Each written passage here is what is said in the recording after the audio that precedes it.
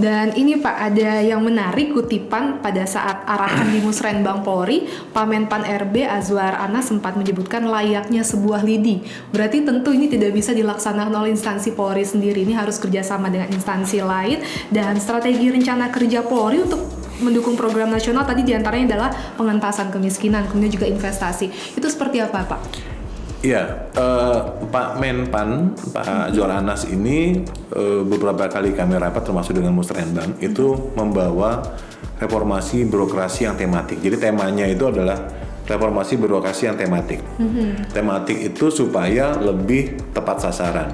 Jadi kalau orang misalnya reformasi birokrasi ini opo ya gitu. Iya. Barangnya barang apa? Oh, ini zona integritas, WBI, WBK, WBM bagaimana supaya begini daerah bebas korupsi dan sebagainya, yang semua itu mungkin akan baik tapi secara overall dan banyak menggunakan data-data dan sebagainya. Nah, dengan reformasi birokrasi yang sifatnya tematik itu menjadi lebih tepat sasaran kepada pelayanan publik atau penyederhanaan organisasi. Contoh misalnya untuk mengurus perizinan, tadinya proses bisnis pengurus perizinan itu misalnya dari 10 tahap jadi hanya tinggal 2 tahap. Penyederhanaan ya Pak? Penyederhanaan, nah itu disebut dengan reformasi birokrasi tematik. Orang mau lapor bikin laporan polisi misalnya, yang tadinya sekian tahap sampai dipanggil, ini menjadi sekian tahap. Orang mau bikin SIM, yang tadinya sekian lama jadi sekian, hanya tahapnya dikurangi sehingga waktunya lebih singkat dan sebagainya. Nah, itulah yang dimaksud dengan reformasi birokrasi yang sifatnya tematik sehingga lebih tepat sasaran dan lebih terukur. Nah, di Polri sendiri tentu kami mendukung dan menyambut baik beberapa yang kami laksanakan terkait dengan reformasi birokrasi yang sifatnya tematik itu misalnya adalah penyederhanaan berbagai prosedur. Kemudian yang kedua adalah kami menamakan ini adalah mencoba untuk rasionalisasi organisasi, gitu. Nah, sekarang ini organisasi Polri ini kan sudah berkembang sedemikian besar, gitu. Tentu sudah waktunya kita melaksanakan evaluasi. Satker-satker mana yang kegedean? Satker-satker mana yang terlalu besar? Iya. Satker mana yang terlalu kecil sehingga perlu dibesarkan? Mana yang penting? Gitu. Mana yang ini? Karena tentu ini penting, harus kita lakukan supaya belanja pegawai kita itu masih tetap rasional bisa di angka 50%. Kalau kita tidak merasionalisasi organisasi, semakin lama anggota polisi makin bertambah, lama-lama belanja pegawai kita itu bisa di angka 60%, 65%, which is itu akan mengurangi belanja barang dan belanja modal. Kan gini, belanja itu kan ada 3. Belanja pegawai itu untuk gaji, jaldis, rapat lah, apa segala macam belanja pegawai. Kemudian belanja barang itu ada belanja barang operasional dan belanja barang non operasional. Ya. Kemudian yang ketiga belanja modal itu biasanya untuk pengadaan alat, pembangunan sarana perkantoran dan sebagainya. Nah, kalau anggota Polri tambah banyak, organisasi tambah besar, jabatannya tambah besar, semua orang pengen nambah jabatan dan sebagainya, maka belanja pegawai ini kan uangnya segitu-segitu aja. Betul Pak. Nah, lama-lama belanja pegawainya membengkak, akhirnya operasional kita yang akan dikurangi dan pengadaan kita yang akan dikurangi, gitu. Jadi supaya tetap ini berjalan dengan smooth, maka kita punya perbandingan yang menurut kita sampai saat ini ideal adalah 50-30-20. 50% belanja pegawai, 30% belanja operasional, belanja barang, dan 20% untuk belanja modal. Kita perlu belanja modal karena memang teknologi makin meningkat, kebutuhan tantangan tugas makin tinggi, kita juga butuh sarana prasarana baru untuk mengganti yang lama-lama, sehingga tetap kita juga perlu masih belanja modal, gitu. Jadi kita menyebutnya rasionalisasi organisasi. Nah, yang berikutnya kita membangun yang namanya sistem pemerintahan berbasis elektronik, SPBE. Ya, contoh kecil aja SPBE misalnya dalam hal pengurusan dan sebagainya, tata naskah. Kalau nanti misalnya Mabes Polri atau kantor pusat Polri ini sudah ada di IKN, gitu. Pak Kapolri sudah berkantor di sana, beberapa pejabat utama sudah di sana, tapi staf besarnya ini kan masih di Jakarta. Betul. Gitu. Nah, untuk mengelola tata naskah kan nggak mungkin cuma minta disposisi lu mesti berangkat Ke IKN. ke IKN cuma minta tanda tangan dan sebagainya. Nah, tata naskah berbentuk digital itu juga menjadi prasyarat penting sebelum misalnya Polri pindah ke IKN. Nah, itu baru bagian kecil, masih banyak lagi yang terkait dengan SPBI dan sebagainya. Nah, tentu yang berikutnya adalah kita juga berusaha meninjau ulang berbagai pelayanan-pelayanan publik kita yang bisa kita sederhanakan, berbagai perizinan kita yang bisa kita online-kan, berbagai penegakan hukum kita yang bisa kita online-kan. Contoh sekarang misalnya lalu lintas dengan menggunakan ETLE, itu kan sangat bagus, sehingga nanti kita tidak perlu menindak secara manual, tapi bisa dengan kamera, sehingga paling tidak satu lebih efektif. Yang kedua itu akan meningkatkan transparansi. Karena si penindak sama si pelanggar nggak ketemu. Nggak ketemu, betul. Jadi nggak bisa ada kong-kali-kong. Iya. Ada bukti foto ya Pak, mau mengelak pun nggak bisa. Nggak bisa, ada bukti foto. Dan bukti dengan kemajuan teknologi sekarang, tambah banyak pelanggaran yang sudah bisa ditindak dengan menggunakan kamera ETLE. Itu salah satunya. Oke, baik, ini seru sekali ya Pak. Ternyata koordinasinya juga tadi antar instansi, kemudian juga tadi reformasi birokrasi tematik. Tadi baru tahu ternyata pengertiannya adalah bahwa semuanya itu lebih tertuju ya Pak. Lebih fokus, sehingga kemudian lebih terasa. Lebih terasa. Gitu. Tadi adanya penyederhanaan juga. Penyederhanaan. Ini menjadi harus direview kembali ya Pak oleh kita seluruh satker, bahwa tadi mana saja yang menjadi prioritas mungkin yang harus dikecilkan ataupun yang harus dikembangkan lagi. Nah, tantangan terbesar tadi Bapak sempat menyeritakan bahwa melibatkan generasi muda di Polri untuk membuat sebuah grand design. Tantangan terbesar kalau Bapak lihat ini untuk Polri di era saat ini apa aja Pak? Ya, yang pertama adalah kita menghadapi kemajuan teknologi yang begitu cepat. Nah, kemajuan teknologi yang begitu cepat itu juga menimbulkan ancaman baru, perkembangan kejahatan baru, khususnya di bidang white collar crime, artinya transnational crime-nya, perbankan, cyber dan sebagainya. Itu apalagi nanti sebentar lagi AI, artificial intelligence dan segala macam ya. Itu Polri juga harus berlomba dengan itu. Nah, akibatnya apa? Tentu kita harus mengantisipasi perkembangan kejahatan, dan yang kedua kita harus menyiapkan SDM kita sama peralatan, gitu. Jadi ke depan ini memang kita harus banyak merekrut anak-anak muda yang memang jago IT.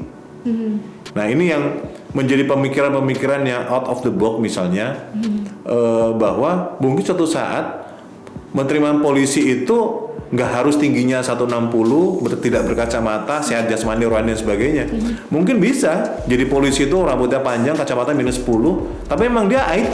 Tapi dia ahli IT. Ahli IT, dia ahli lawan hacker. Dia bisa membuat firewall, dia bisa membuat apa gitu. Betul. Atau mungkin dimasukkan ke kurikulum Pak pada saat di Akpol ataupun di Bintang. Ya, tapi kan kurikulum itu kan umum sifatnya, gitu.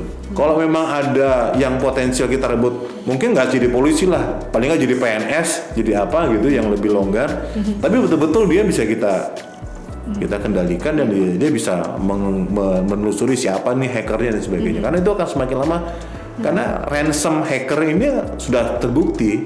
Misalnya suatu bank itu dia dihack sehingga nggak bisa operasional, terus kemudian dikirim kalau mau operasional lagi bayar sekian juta dolar, bayarnya pakai kripto, betul, gitu. Dan ini sudah terjadi walaupun tidak sebenarnya. Artinya kan buat Barreskrim misalnya, siapa yang hackernya ya, pelanggarannya di mana dan sebagainya. Nah, itu kan butuh tenaga ahli. Nah, jadi kemajuan teknologi itu menjadi tantangannya. Yang kedua tentu juga adalah bagaimana Polri dapat meningkatkan kepercayaan publik. Ya, ini kan banyak hal ya, terutama secara internal Polri juga harus mulai menjadikan budaya integritas sebagai budaya kerja. Malu berbuat celah, malu untuk menyakiti rakyat, malu untuk dengan tindakan yang tegas kalau misalnya ada yang masih bermain-main dengan pelanggaran dan sebagainya. Japrem lah apa segala macam. Nah ini menjadi bagian. Saya percaya suatu saat Polri ini ke depan akan sama lah dengan polisi-polisi negara lain di Jepang yang kita anti suap, kita betul-betul melaksanakan tugas dengan sebaik-baiknya selama reward and punishment serta penegakan tindakan tegas terhadap anggota yang bermasalah itu dijalankan dengan benar. Namun juga tentu di sisi lain kita juga harus berupaya untuk meningkatkan kesejahteraan anggota, perumahannya dan sebagainya. Makanya kami di Biro Jaksa ini kan kami mengelola namanya Sindikasi Bank Syariah Negara (SBSN). SBSN itu anggaran pemerintah yang diberikan kepada Polri khusus untuk kesejahteraan. Nah ini angkanya meningkat terus, alhamdulillah. Di 2012 itu sekitar 100-an miliar, naik jadi 200, 2012, 2023 itu di 300-an, 380-an miliar. Di 2024 ini kami dapat anggaran 560 ya, 60 miliar, khusus untuk membangun perumahan Polri. Oke, baik. Jadi itu ada yang kita bangunkan rumah susun, ada yang kita bangunkan rumah tapak, dan itu kita bagi ke seluruh Polda, gitu. Sehingga pelan-pelan mudah-mudahan kalau nih angkanya di 2025 kita ngajukan kalau bisa sampai 1T, 600-700 M, sehingga kemudian pelan-pelan kebutuhan perumahan bagi anggota Polri ini kemudian bisa dicukupi. Selain kepada perbaikan gaji misalnya, perbaikan tunjangan kinerja dan sebagainya. Jadi di satu sisi kita berharap supaya anggota dapat melaksanakan tugas dengan baik, berintegritas. Di sisi yang lain kita juga berusaha untuk mencukupi kebutuhannya. Sudah tidak ada lagi pemotongan anggaran, pemotongan uangnya anggota dipotong dan sebagainya itu sehingga ke depan Polri ini bisa menjadi lebih baik. Nah, tantangan yang berikutnya juga tentu adalah bagaimana kita berusaha untuk memelihara situasi Kamtibmas yang kondusif menjelang pemilu 2024. Kita harus yakinkan bahwa pilihan boleh berbeda, tetapi persatuan dan kesatuan itu tetap nomor satu. Gitu. Boleh berbeda, tapi ya sudah, begitu sudah ada pengumuman ya sudah kembali rukun, kembali guyup untuk bersama-sama melanjutkan pembangunan. Nah ini juga kan menjadi hal yang tidak mudah karena biasanya menjelang pemilu suhu politik juga akan makin panas. Di dalam kelompok masyarakat sudah pasti akan terbelah antara pendukung si A, si B dan si C gitu, sehingga kemudian Polri juga harus berupaya melakukan langkah-langkah, upaya-upaya untuk menjaga situasi Kamtibmas. Ya terakhir tentu kita juga harus menyiapkan seperti yang saya bilang, sumber daya manusia Polri-nya juga harus bagus, pengetahuannya bagus, profesionalismenya bagus, karirnya juga bagus, kemudian juga sehingga kemudian dia bisa berintegritas, disertai juga dengan sarana prasarana yang bagus. Artinya peralatan-peralatan yang modern itu harus kita miliki dan makin lama kita makin bagus. Sekarang Polri itu sudah punya kapal rawa swambut yang cuman tadi yang biasanya kita lihat di National Geographic itu yang buat buru buaya gitu. Polri sekarang punya. Jadi untuk perairan-perairan dangkal itu dia bisa masuk sampai ke dalam karena baling-balingnya tidak di bawah, tidak di air, tapi di belakang. Jadi dia bisa masuk sampai ke daerah rawa, pelosok. Kita sudah punya sea rider, kita punya pesawat, kita punya wind tunnel yang terbagus dan terhebat tidak hanya di Indonesia, tapi mungkin di Asia Tenggara dan di dunia. Wind tunnel itu yang untuk latihan terjun. Yang punya Brimob itu, jadi dia bisa latihan terjun jadi kayak cerobong gitu, ya dia bisa latihan terjun di situ dengan berbagai macam variasi itu kita punya. Belum lagi berbagai peralatan, termasuk persenjataan, termasuk juga alat angkut dan sebagainya. Jadi mudah-mudahan dengan berbagai upaya-upaya yang dilakukan oleh Bapak Kapolri dengan program presisinya dan berbagai kegiatan-kegiatan untuk terus bagaimana mensinergikan antara Polri dan masyarakat, diharapkan tingkat kepercayaan publik akan semakin tinggi terhadap Polri. Gitu. Baik, besar sekali ya Pak tantangannya. IT, kemudian juga sumber daya manusia Polri yang kita harus upgrade begitu ya Pak, harus mau mengikuti perkembangan zaman, karena kita ini mau tidak mau Pak harus legowo begitu, harus memiliki SDM yang berkompeten. Nah terakhir Bapak mungkin yang ingin disampaikan kepada masyarakat untuk membantu tugas Polri, mendukung tugas Polri, kemudian juga Harkamtibmas, terlebih kita mau memasuki tahun pemilu 2024 agar suasananya tetap kondusif Pak, silakan. Ya, kepada seluruh masyarakat pencinta Polri TV, podcast presisi, dan seluruh masyarakat yang termasuk seluruh anggota jajaran Polri yang mungkin melihat tayangan ini, mendengar tayangan ini, kita harus yakin dan percaya bahwa Polri sendirian tidak akan mampu menjaga keamanan. Oleh sebab itu, dukungan dari berbagai pihak, stakeholder, terutama dukungan dari masyarakat itu mutlak dalam tugas kita memelihara Kamtibmas. Tanpa adanya dukungan masyarakat, tidak mungkin kita bisa melaksanakan tugas dengan baik. Dan kalau situasi Kamtibmas dengan tidak baik, maka tidak mungkin pembangunan dapat berjalan dengan baik. Sehingga apabila pembangunan mau berjalan baik, maka keamanan harus baik. Supaya keamanan harus baik, maka Polri harus dipercaya oleh masyarakat. Karena apa? Keamanan tidak mungkin dikelola oleh Polri sendiri. Nah, oleh sebab itu, mari kita bersama-sama menjaga keamanan, menjaga situasi Kamtibmas, khususnya menjelang pemilu 2024. Di dalam dunia, di dalam demokrasi, berbeda pilihan itu wajar.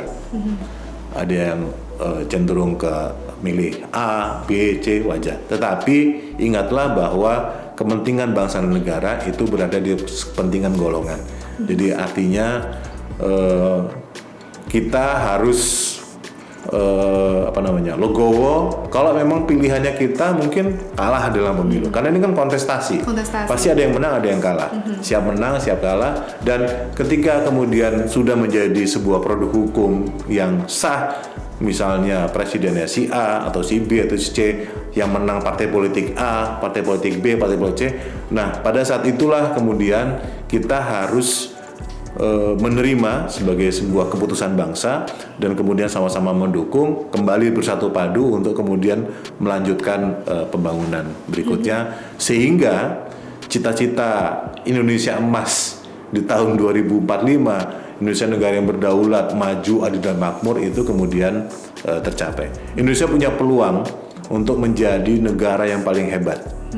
Gitu. Berbagai prediksi, semua angka-angka ekonomi baik makro maupun mikro menunjukkan bahwa tingkat pertumbuhan ekonomi Indonesia, rendahnya tingkat inflasi dan sebagainya, itu Indonesia akan menjadi sebuah negara yang super power di kemudian hari, asalkan kita mampu menjaga momentum ini dengan baik sehingga kita akan menjadi negara yang maju di tahun 2045. Baik, luar biasa sekali Pak pesannya untuk masyarakat. Semoga bisa bekerja sama lebih banyak lagi dengan masyarakat, bisa saling mendukung satu sama lain karena kita tidak bisa bekerja sendiri ya Pak. Dan tadi untuk produk perencanaan dan produk pengembangannya semoga bisa berjalan dengan baik Pak. Amin. Kami berharap besar semoga kedepannya Polri terus jaya, terus bisa melaksanakan tugas dengan baik dan meraih kepercayaan masyarakat lebih banyak lagi. Amin. Terima kasih Bapak Brigjen Pol Dr. Sambodo Purnomo Yogo SIK MTCP Karo Jaksa Srena Polri telah berbagi informasi bersama kita. Selamat bertugas kembali Bapak. Pagi, selamat bertugas. Nah demikian Sobat Polri tadi perbincangan kita dengan Karo Jaksa Srena Polri. Tadi kita sudah membahas lebih lengkap tentang penyusunan rencana kerja Polri, kemudian juga tantangan terbesar yang harus kita hadapi apa, dan terakhir adalah bahwa seluruh anggota Polri ini ada pesan kita harus berintegritas, harus bisa melaksanakan tugas dengan baik, dengan profesional, dan kepada masyarakat ayo sama-sama kita dukung program nasional pemerintah. Demikian yang dapat kami sampaikan bersama saya Ida Almira Sabira. Sampai jumpa di episode berikutnya dan salam presisi.